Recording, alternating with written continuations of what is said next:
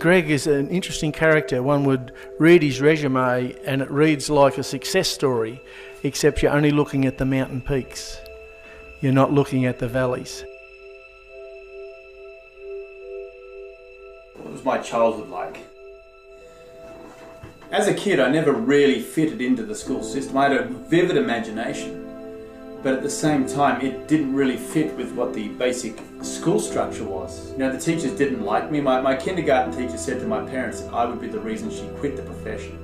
And the trouble with her is that she was what I now call a paycheck teacher. She was someone who was just doing the bare essentials to get from Monday to Friday so she could go home and forget about us for the weekend. And as a kid, you need to have your mind captivated, your heart captivated, so you can go somewhere new, somewhere better, and be inspired. And I found that was lacking in most of my teachers.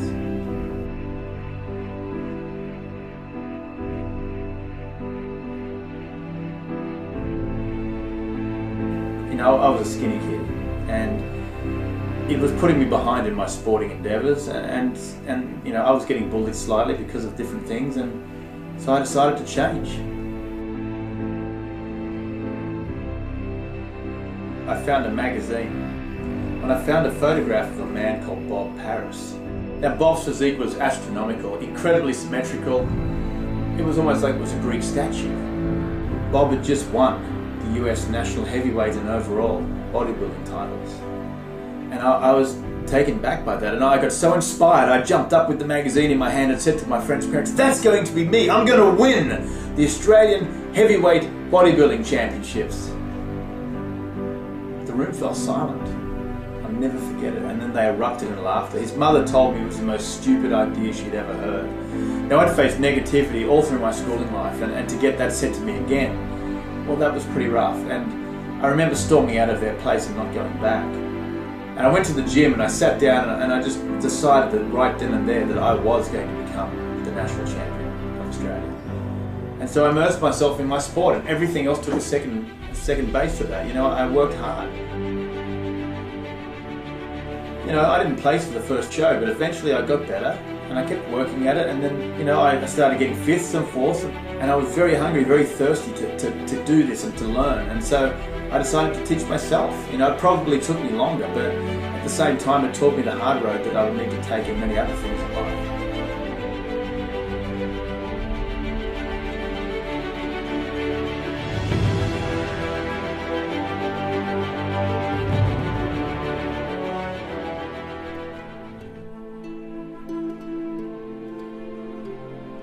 I was in the best shape of my life.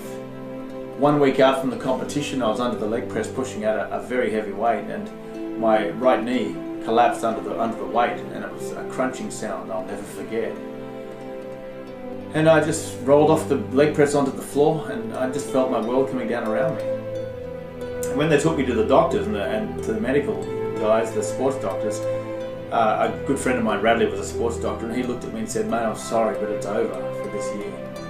And I just couldn't take that as an answer. And I decided at the time that I had to do whatever it took to get on stage that weekend because I wanted to win. And this was my shot. And I knew if I didn't do it now, I probably wouldn't do it. And I just grabbed him, I pulled him in close, and I said, "Radley, anything that you can do to get me on stage, I'll do it, whatever it takes."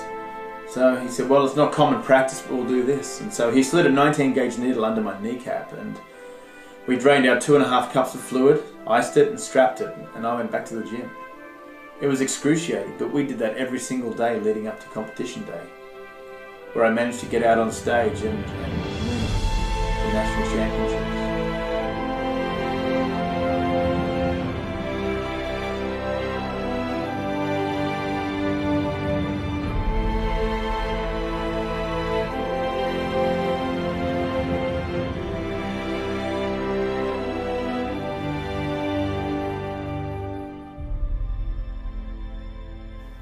You know, it was a dream come true for me. So many years of people telling me I'd be nothing. You know, my school teachers told me that I would be nothing, that I had no future, was probably going to be a vagrant. And to hear all of that over so many years and then suddenly to be able to win something like a national championships was astounding to me. So I was blown away. The next day I went back to my friend's place. I hadn't been there for years, and I knocked on the door. His mother answered, and I just handed her the trophy. just smiled and walked away.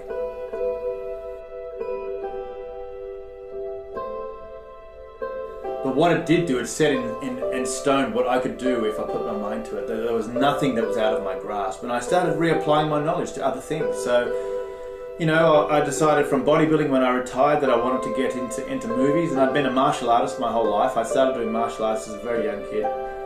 And so I decided, well, if I'm going to get into movies, then I better go start. You know, my friends told me I was stupid, that no one would look at me because my only qualification now was a carpenter. But I thought, you know what, if I could do it with bodybuilding, I can do it with this. So I stuck it out, and they were right. Door after door got slammed in my face. But, you know, instead of thinking that I couldn't make it, I thought, well, how else do I make it? You know, how else do I get through? How else do I make the mark I want to make? So because of my martial arts background, I decided to go via the Hong Kong route. And I thought, well, if I do that, at least I've got a shot. So I went for it. But I figured very quickly they wouldn't read unsolicited mail. So I set up a film company. It was funny at the time though, because I didn't know, when I started calling the film companies, I didn't have the money to fly to Hong Kong. I didn't have a clue how I'd get there. When I got in contact with them after I'd sent them all my stuff, and I said, look, you know, this guy will be coming over, we're representing him. I didn't say it was me. We're representing this guy, he's coming to Hong Kong, he's a great martial arts, very physical.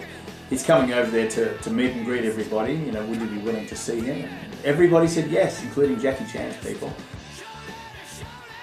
And it went from there, and I just started getting interview after interview, and things started going quite well. I started studying Mandarin at college at nights, and I went to Hong Kong, you know, in May of that year, and, you know, started trying to get through into the film industry. But that was the start point, and then some of that eventually started to fall apart, and I had to come back to Australia.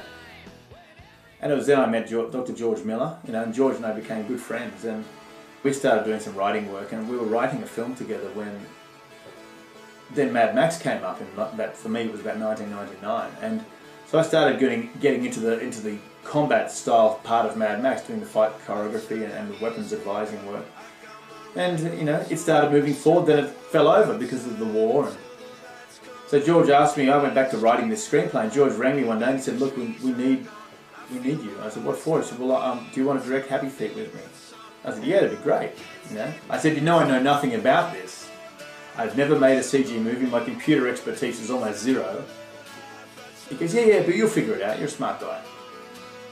And so I went in there and I wondered what I'd done. I got home that night and I said to my wife Debbie, I said, you know, I have no idea what I've just put my name down for. You know, they met the digital directors with me, and the stuff they're talking in these acronyms, you know, BMO, BobJex, VAC5, and all this stuff, I had no idea. But the way I got through is I was very honest with everybody. I decided to tell the artists that I knew nothing about CG, and I said that to them. I said, but together, we will learn this process and design a film that's fantastic. And it took a lot of work, but we got there. And by the end of Happy Feet 1, I was probably one of the world leaders in running that CG stuff.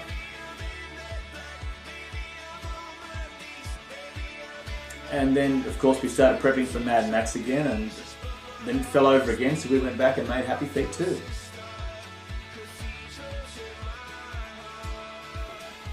And then finally we got the shot to make Mad Max in Africa in 2012. And so my family and I all uprooted and went across to Namibia, and we shot Mad Max over there. I designed all the fight action, all the weapons action for the film, all the gunfighting, and I trained all the actors for the film, and it was a really interesting process.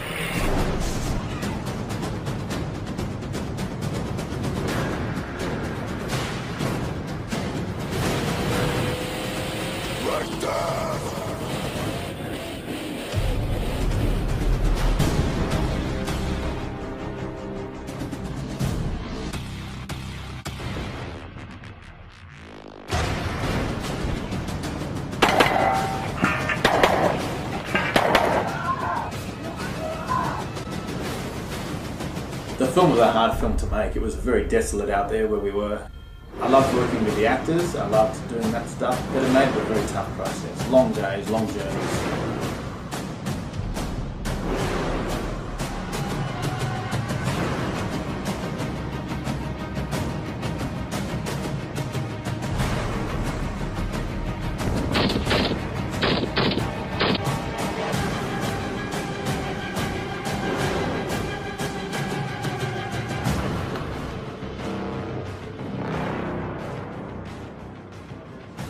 But at the end of it, I think I came out a stronger person, you know, and I think I needed to go through that. You know, we went through a hard time after Max, after doing that film, and I came back and I had to work in an industry I didn't want to be in anymore. I got pushed to the edge of life at one point in time where it was such a low point for me, feeling like things had gone so badly because the film had been stopped. And I thought that I'd failed everybody. And, you know, at the same time, I had to keep money coming in, so I had to work in an industry I didn't want to be in anymore. Yeah, it was a real kick in the guts to me. And so what I decided, you know, is that, you know, do I keep going or not? What do I do?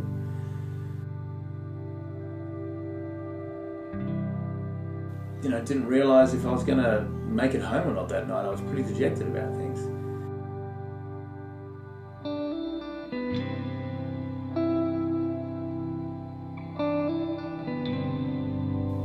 And it was a suicide, and it was very interesting having had the same thought processes to a point myself. It was an awakening. You know, sometimes it takes life to push you to the edge to bring you back. So I decided to come back. They shuffled all the workers up into this one big area, and they all just sat around. No one knew what to say. Now, unfortunately, in my life, I've been through quite a number of suicides with friends, you know, one extended family member, and it's a rough situation. And I'd done a lot of looking into it, a lot of researching because of that. And so I got up and spoke for about 25 minutes to the guys about how it happens, why it happens, and how quickly you can descend into that point of life where there's no return. And it was amazing. It was an amazing feeling being able to change that. At the end of my speech, I said to the guys, I said, if anybody here is thinking any of these same thoughts, please come and see me, and I will take you to help myself.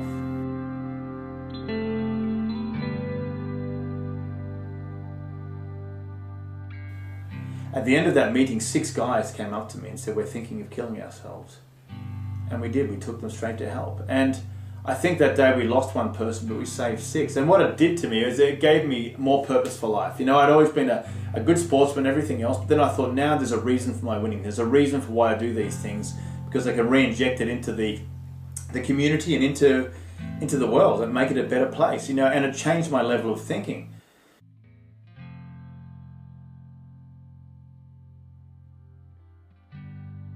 And then to come back from that, then re-engage with my shooting partner, Craig Ginger, to go across to America in May of 2014 and win the World Championships together, was a dream come true. You know, I'd wanted to be a world champion from the age of 4.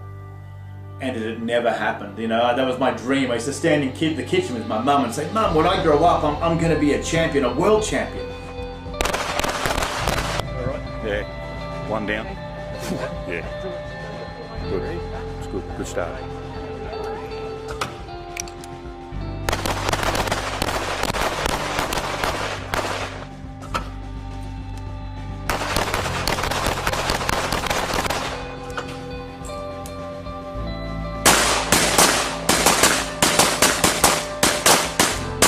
My dad was a world record holding kayaker from New Zealand. He crossed between North and South Island of New Zealand 2 days before coming to Australia.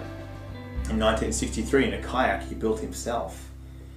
You know, and the old record was 5 hours 14 minutes, and on that day in May my father shattered the record. He did the crossing in 3 hours 40 minutes. And I think the record still stands today.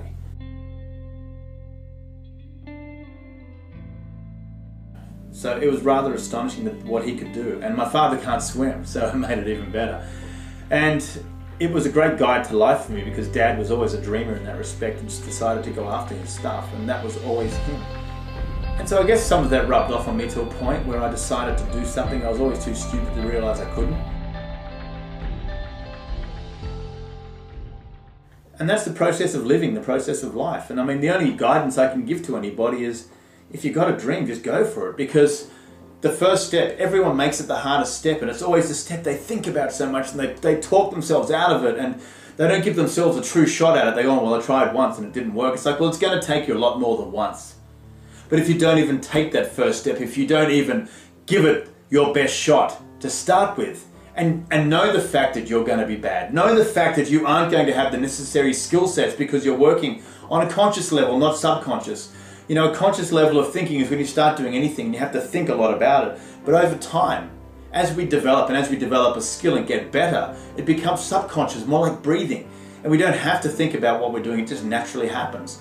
And that's what it becomes. You know, you start off thinking about everything, but if you realize that stuff's going to be tough, and the things are going to be hard, and you're going to struggle with a skill set, and you're not going to be any good at it, don't just think you're going to walk out the gate and suddenly be world champion, because it won't happen.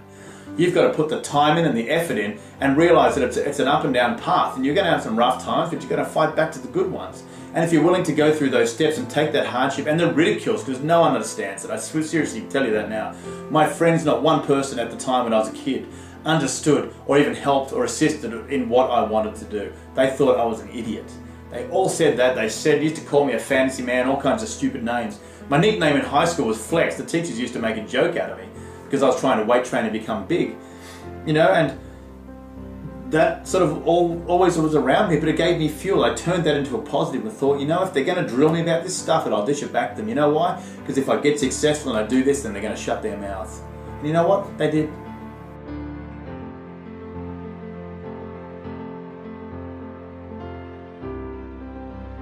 And I know it's a rhino-skin place. You know, it's for tough blokes. We've all been through it. We all know what it's like. But when you're copying this every day, plus what might be going on at home, which I know has been alluded to already, which if you've got a broken family, huge debts, gambling issues, this compounds so fast. And you start taking yourself where I went to, which was a very dark place. So why not reach out for help? Why not put your hand up and go, you know, help me, someone help me. 2 reasons. 1, we're men. We don't speak. We shut down. And 2, when you are in that place, you're so introverted, you're trying so hard just to hang on every day, just to fight, to survive. You don't have the physical energy to reach out for help, and you don't think anyone can help you anyway, until you make that decision to end your life. But if we understand, how many people are here today? What do we got, 200? 200 people. See, the problem I have with statistics are their numbers. I'm not a great numbers person. But say we talked about 200 people losing their lives, and we put faces to those 200 people. If you look around everyone in this room and see what it would mean to you if they weren't here tomorrow, it makes it feel real different. And suddenly, things take on new meaning. Suddenly it matters. It matters that we save lives. I've lost so many. Please, I want to see all of you help save others. So everyone stand up for a second. Everyone jump up. Turn to the person next to you, shake their hand and say, be here tomorrow.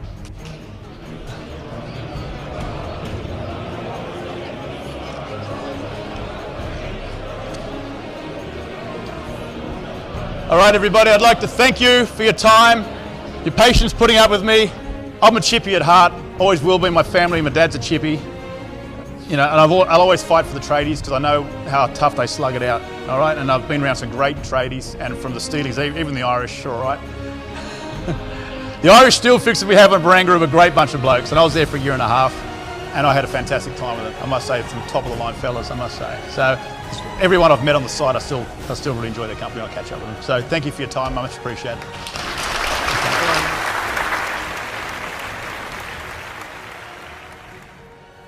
If you want to go for a dream, if you've got something inside you that you think you can be great at, something that you feel was put on earth just for you, then go for it and don't settle for anything less, and don't let people talk you out of it, because the human species is like crabs in a bucket. They're going to grab you, drag you down and hold you down as long as they can, because it makes them feel better about their lives and what they're not doing. To have the tenacity to step up, have the tenacity to go through those hard times and fight your way through to the front. Because if you do that, I promise you, your life will be worthwhile. That's all I've got to say on that.